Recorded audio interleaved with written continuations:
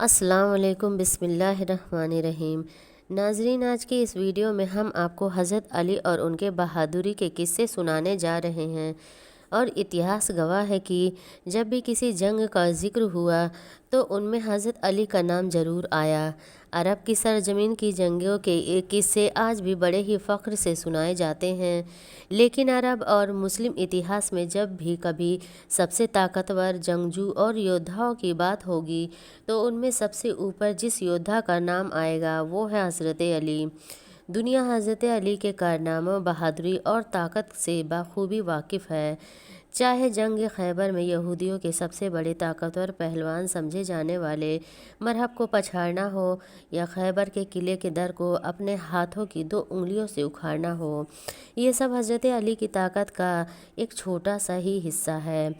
اس کے علاوہ جنگ خندق میں عمرو بن ابدبہ، جو کہ ہزاروں کی لشکر میں اکیلا جنگ لڑا کرتا تھا، جس پر کفار اور مشرک بڑا فخر کیا کرتے تھے، جن سے جنگ خندق میں مسلمانوں کو للکار للکار کر کہا تھا کہ ہے کوئی بہادر جو اس کا سامنا کر سکے۔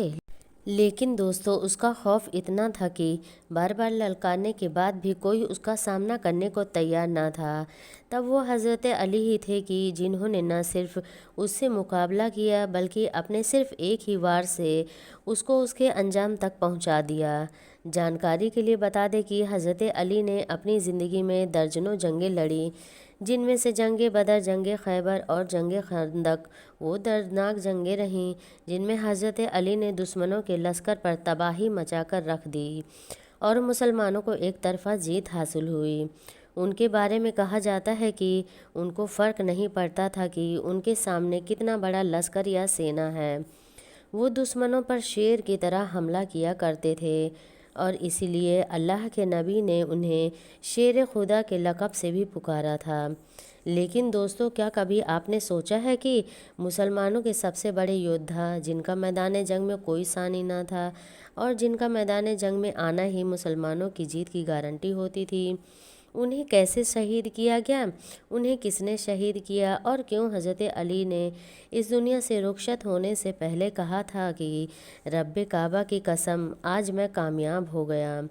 تو دوستو، آج کی اپنی اس ویڈیو میں ہم آپ کو بتائیں گے کہ حضرت علی کی شہادت کا پورا واقعہ، کہ کیسے انہیں شہید کیا گیا اور کیوں حضرت علی پر ہوئے اس کائرانہ حملے کو تاریخ کا پہلا آتنکوادی حملہ بھی کہا جاتا ہے۔ لیکن اس سے پہلے حضرت علی کی زندگی سے جڑے ہوئے کچھ پہلو کو بھی جاننا آپ کے لیے بے حد ضروری ہے۔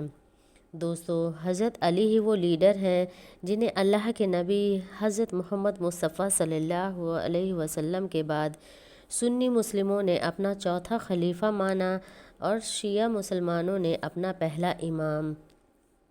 اسلام کے وہ لیڈر کہ جن کے بیٹے حضرت امام حسین نے کربلا میں بھوکا پیاسا رہ کر لوگوں کو بتایا کہ اصل میں جہاد کس طرح کیا جاتا ہے۔ یہی وہ لیڈر ہیں کہ جن کی شادی اس شخصیت کی بیٹی کے ساتھ ہوئی کہ جن کو دنیا بھر کے مسلمان پیارے نبی صلی اللہ علیہ وآلہ وسلم کہہ کر پکارتے ہیں۔ حضرت علی اتہاس کے اکلوتی ایسی شخصیت ہیں کہ جن کی ولادت اسلامک کیلنڈر کے لحاظ سے 13 رجب اور عیسوی کیلنڈر کے لحاظ سے 17 ماہ سن 600 عیسوی میں اس عمارت میں ہوئی کہ جس کا طواف پچھلے 1400 سالوں سے دنیا بھر کے مسلمان کرتے ہیں، یعنی خانہ کعبہ میں۔ حضرت علی کا دور خلافت سن 656 عیسوی سے سن 661 عیسوی تک چلا، جہاں ہمیشہ سے دنیا کی یہ ریت رہی ہے کہ سماج میں غریب اور بے سہارا لوگوں کو کچل دیا جاتا تھا، نہ ہی ان کی فریاد کو کوئی سنتا تھا اور نہ ہی کسی عدالت میں ان کے ساتھ ایمانداری کا سلوک ہوتا تھا۔ لیکن دوستو، حضرت علی کے دور میں خلافت میں یہ نظریہ پوری طرح بدل گیا۔ انہوں نے یتیموں اور بے سہارا لوگوں کے ساتھ اتنی محبت اور ہمدردی کا سلوک کیا کہ جس کی تعریف مسلمانوں کے ساتھ ساتھ غیر مسلم بھی کیا کرتے تھے۔ وہ میدان جنگ میں جتنے ہی بہادر اور طاقتور تھے، اصل زندگی میں اتنے ہی نرم دل اور انصاف پسند تھے۔ یہاں تک کہ وہ لوگ جو نہ کہ اسلام کو مانتے تھے اور نہ ہی ان کا اسلام سے کوئی رابطہ تھا، انہوں نے بھی حضرت علی کو اتہاس کی بے مثال شخصیت بتایا ہے۔ اس کے علاوہ بات اگر حضرت علی کی شہادت کی کریں کہ انہیں کب، کس نے اور کیسے شہید کیا، تو روایتوں میں ان کی بیٹی بی بی زینب کے حوالے سے ملتا ہے کہ 18 رمضان سن 40 ہجری کی رات کو حضرت علی نے نمک روٹی سے افطار کیا۔ اس کے بعد وہ پوری رات بے چین رہے اور اللہ کی عبادت کرتے رہے۔ روایتوں میں آتا ہے کہ وہ بار بار آنگن میں جاتے اور آسمان کو دیکھتے۔ 19 رمضان کی صبح صبح نماز پڑھانے کو حضرت علی مسجد کوفہ میں پہنچتے ہیں۔ وہ دیکھتے ہیں کہ مسجد میں منہ کے بل ان کا قاتل عبد الرحمن ابن ملزم نام کا ایک شخص سویا ہوا تھا۔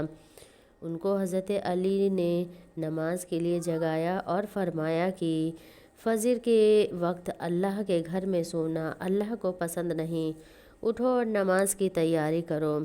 اس کے بعد حضرت علی وہاں پر موجود نمازیوں کو نماز پڑھانے کے لیے مصلی پر کھڑے ہو گئے۔ روایتوں میں آتا ہے کہ جیسے ہی حضرت علی نماز پڑھانے کے لیے کھڑے ہوئے اور سجدے میں گئے تو وہیں عبد الرحمن ابن ملزم نام کا ایک شخص جو کہ وہاں پر موجود نمازیوں میں چھپا ہوا تھا اور اس نے اپنے ساتھ زہر میں ڈوبی ہوئی ایک تلوار بھی چھپا رکھی تھی، اس نے آپ کو سجدے میں پا کر اس زہر بھری تلوار سے آپ پر وار کر دیا۔ بس جیسے ہی عبد الرحمن ابن ملزم کا وار آپ کے سر پر ہوا تو آپ کے منہ سے بس ایک ہی صدا نکلی، رب کعبہ کی قسم آج میں کامیاب ہو گیا۔ آپ کو زخمی دیکھ کر مسجد میں کوہرام برپا ہو گیا۔ آپ کے سر کے خون سے مسجد کا محراب رنگین ہو گیا۔ نمازی سر پیٹ رہے تھے، اتنے میں ہی آپ کے چاہنے والوں نے قاتل کو پکڑا اور اس کو چاروں طرف سے گھیر لیا۔ بس پھر کیا تھا، اس کے چہرے کا رنگ سفید ہو گیا، اس کو موت کا ڈر ستانے لگا، لیکن حضرت علی نے انہیں روکا اور سختی سے منع فرمایا کہ کوئی بھی میرے قاتل کے ساتھ بدسلوکی نہ کرے۔ اگر میں اس ظرف کی وجہ سے شہید ہو گیا تو اس کو بھی صرف ایک ہی ظرف لگانا، اور اگر اس ظرف سے یہ بچ جائے تو آزاد کر دینا، اور اگر یہ مر گیا تو اس کے جسم کی بے حرمتی مت کرنا، اس کو صحیح سے غسل کر کے دفن کر دینا۔ حضرت علی کی شخصیت اس حد تک رحم دل تھی کہ اس کا اندازہ آپ اس بات سے لگا سکتے ہیں کہ جب حضرت علی کو زخمی دیکھ کر ان کے چاہنے والوں نے ان کے پینے کے لیے دودھ اور شہد کے پیالے لے آئے تو انہوں نے خود وہ دودھ اور شہد نہ پی کر اپنے قاتل کو پلایا اور فرمایا کہ میرا قاتل ڈرا ہوا سہما ہوا ہے، اس وقت اس دودھ اور شہد کی مجھ سے زیادہ ضرورت اس کو ہے۔ آپ کو بتا دیں کہ 19 رمضان کو ہوئے اس کائرانہ حملے کے بعد اس تلوار میں لگے زہر کی وجہ سے مسلم اتہاس کے سب سے مہان یودھا ہمیشہ ہمیشہ کے لیے اس دنیا سے رخصت ہو گئے۔ کعبے میں ولادت اور مسجد میں شہادت، یہ حضرت علی کے رتبے اور مرتبے کو بتانے کے لیے کافی ہیں۔ جانکار بتاتے ہیں کہ حضرت علی پر سجدے کی حالت میں چھپ کر حملہ اس لیے بھی کیا گیا کیونکہ اسلام کے دشمن جانتے تھے کہ خدا کے اس شیر سے جنگ کے میدان میں مقابلہ کرنا ان کے بس کی بات نہیں۔ اب آپ کے ذہن میں یہ سوال بھی آ رہا ہوگا کہ حضرت علی سے عبد الرحمن ابن ملزم کی کیا دشمنی تھی؟ تو آپ کو بتا دیں کہ عبد الرحمن ابن ملزم ایک چھوٹا سا مہرہ تھا کہ جس کا استعمال پردے کے پیچھے بیٹھے اسلام کے بڑے بڑے دشمنوں نے کیا تھا۔ شہادت تو بہادر کی وراثت ہوتی ہے، اور جب شہادت مسجد میں ہو تو مرتبہ کیا ہوگا۔ وہ کہتے ہیں نا کہ شاہ مردہ شیر ازدہ قوت پروردگار لافتہ الا علی سیف اللہ ذوالفقار۔ دوستو، آپ کو ہماری یہ جانکاری کیسی لگی؟ کمنٹ باکس میں ضرور بتائیں اور ویڈیو کو زیادہ سے زیادہ شیئر کریں۔ السلام علیکم۔